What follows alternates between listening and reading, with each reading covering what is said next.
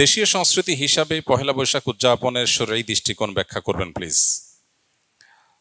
দেখুন, ইসলামে একজন মানুষকে বেঁচে থাকার জন্য আনন্দ, বিনোদন এবং সাংস্কৃতিক যে আয়োজন আছে সেগুলোকে ইসলাম মৌলিকভাবে নিষেধ করে না, বরং পৃথিবীর যে কোনো দেশের যে কোনো অঞ্চলের মানুষের নিজস্ব যে সংস্কৃতি আছে, নিজস্ব যে কৃষ্টি কালচার আছে, এই সমস্ত কৃষ্টি কালচার, আনন্দ, বিনোদন, সংস্কৃতি এগুলোর কোনোটা যদি কোরআন এবং হাদিসের সাথে মৌলিকভাবে কোনো সাংঘর্ষিক কিছু এগুলোতে না থাকে, তাহলে শরিয়া সেগুলোকে অনুমোদন করে, নিষেধ করে না।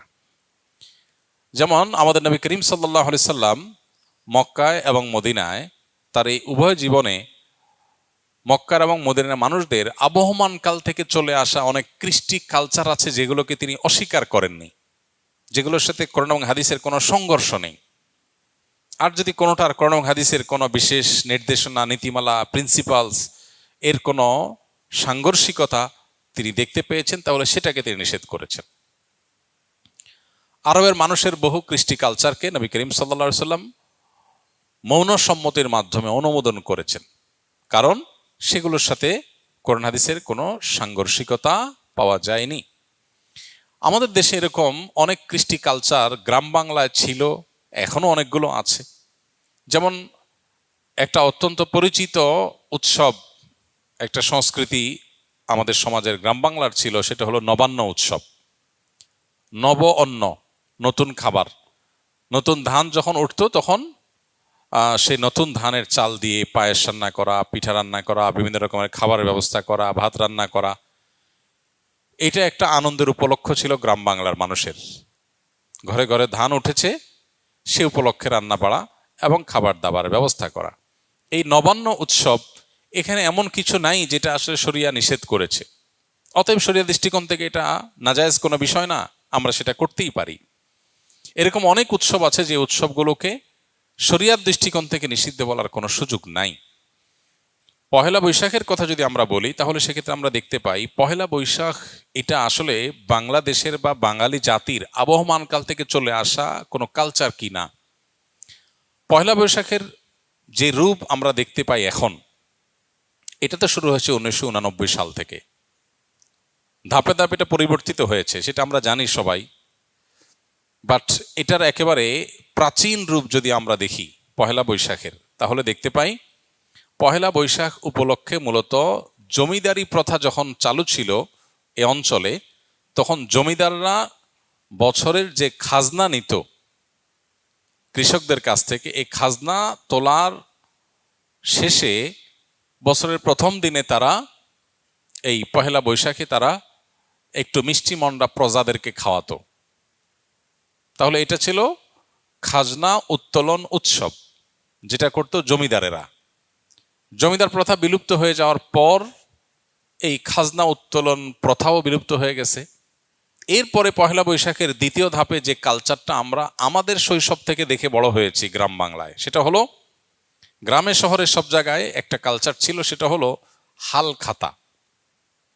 সারা বছর যত রকমের ব্যবসা বাণিজ্য হতো, বিশেষ করে আপনার মুদি মালামাল, অন্যান্য যে সমস্ত সব রকমের ব্যবসা বাণিজ্যই যেগুলো চলমান ছিল, দোকানদারেরা তাদের সারা বছরের যে লেনদেন হতো, বাকিতে যে লেনদেন হতো, এই সব পাওনাদারদেরকে চিঠি দিত চৈত্র মাসে যে পহেলা বৈশাখ শুভ হাল খাতা, দোকানে আসবেন, দেনা পরিশোধ করবেন, যেহেতু দেনা পরিশোধ করছেন সেজন্য আপনাকে একটু মিষ্টিমুখ করানো হবে। এই হাল খাতার কালচার গ্রামে শহরে সব জায়গায় ব্যাপকভাবে আমাদের দেশে প্রতিষ্ঠিত ছিল। সারা বছরের দেনা পহেলা বৈশাখে এসে পরিষ্কার করে, ক্লিন করে, নতুন করে আবার খাতা খোলা হতো। এই জন্য এটার নাম ছিল হাল খাতা। এই হাল খাতা হলো পহেলা বৈশাখের দ্বিতীয় ধাপের সংস্কৃতি বাংলাদেশের মানুষের বা বাঙালির।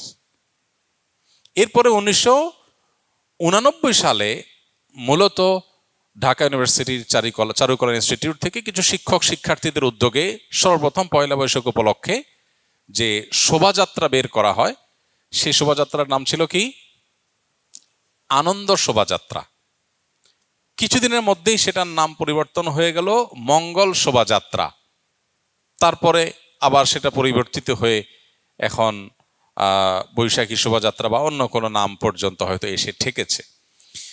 এই যে মঙ্গল শোভাযাত্রা, যেটি পহেলা বৈশাখ উপলক্ষে দীর্ঘ বেশ অনেক বছর যাবৎ খুব ঘটা করে প্রতিপালিত হয়েছে আমাদের সমাজে, এটা প্রথম কথা হলো বাংলাদেশের মানুষের বা বাঙালি জাতির আবহমান কাল থেকে চলে আসা কোনো কালচার না।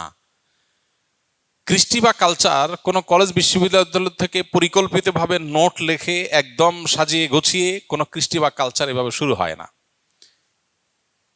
আমাদের বাংলাদেশের মানুষের যে আবহমান কাল থেকে যে চলে আসা কালচারগুলো একেবারে মানুষের ভেতর থেকে উঠে এসেছে, এই পহেলা বৈশাখ উপলক্ষে মঙ্গল শোভাযাত্রার নামে যা হচ্ছে অন্তত এটা কখনো সে আবহমানকাল থেকে চলে আসা বাংলাদেশের মানুষের মধ্য থেকে গড়ে ওঠা বেড়ে ওঠা কোনো কৃষ্টি বা কালচার না।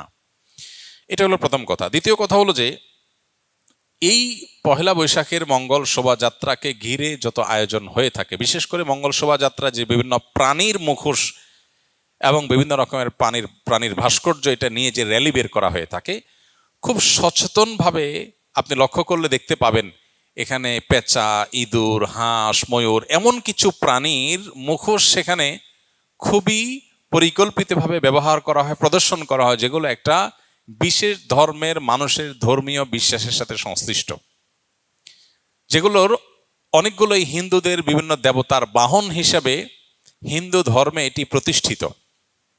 এবং এই যে শোভাযাত্রা হয়ে থাকে, এই শোভাযাত্রার আয়োজক চারুকলা ইনস্টিটিউট সংশ্লিষ্ট শিক্ষক বৃন্দ, ব্যক্তিবর্গ বিভিন্ন সময়ে যে সমস্ত বক্তব্য পত্রপত্রিকা দিয়েছেন, আপনি এখনো গুগল করলে, অনলাইনে সার্চ করলে আপনি দেখতে পাবেন যে তারা স্পষ্ট করে বলেছেন মঙ্গল শোভাযাত্রাটা হলো মঙ্গলের উদ্দেশ্যে যাত্রা। মানে এই যাত্রা কেন হচ্ছে? যাতে করে মঙ্গল আসে।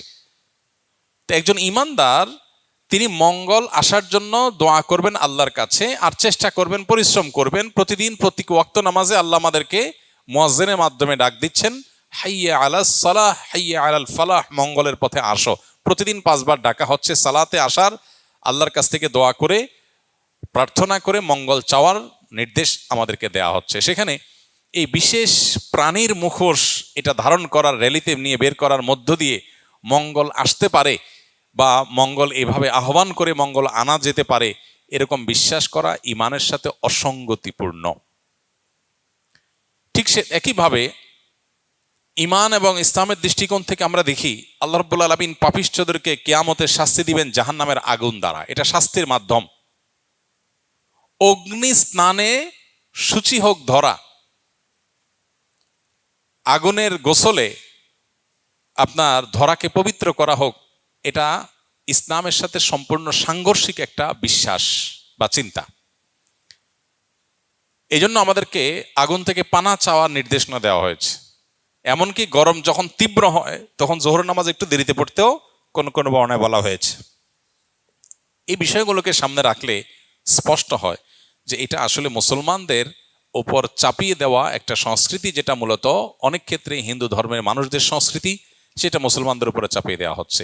পহেলা বৈশাখকে ঘিরে, মঙ্গল শোভাযাত্রাকে ঘিরে যে কালচার, যে কৃষ্টি আমাদের সমাজে আজ পরিচিতি লাভ করেছে, যেটা আমরা মঙ্গল শোভাযাত্রা দেখতে পাই, এইটাতে আপনি যে সমস্ত উপাদান দেখতে পাবেন এগুলো মূলত একটা বিশেষ ধর্মের মানুষের ধর্মীয় বিষয় আশয়, সেগুলোকে বাঙালি সংস্কৃতির নামে আমাদের সমাজে গেলানো হচ্ছে। খুবই দুর্ভাগ্যজনক বাস্তবতা। নবীজি বলেছেন, মান তাশাব্বাহা বিকওমিন ফাহুয়া মিনহুম, যে ব্যক্তি কোনো জাতির সাথে সাদৃশ্য গ্রহণ করবে সে তাদের অন্তর্ভুক্ত হয়ে যাবে। এ ব্যাপারে আমি লক্ষ্য করেছি বেশ কয়েক বছর আগে থেকে, গত পরশু দিনও আমি আবারও এ বিষয়ে অনলাইনে সার্চ করে দেখেছি। কলকাতার আনন্দবাজার পত্রিকা 2018 সালের 15ই এপ্রিল একটা রিপোর্ট করেছে বাংলাদেশের পহেলা বৈশাখ উৎসব নিয়ে। সেটা শিরোনামটা খুবই গুরুত্বপূর্ণ এবং আমাদের চিন্তার খোরাক যোগাবে। এখনও সেটা অনলাইনে আছে, এখনও আছে। মানে কখন ডিলিট করে ফেলে তারা বা ডিলিট হয়ে যায় আমরা জানি না, তবে এখনও আছে।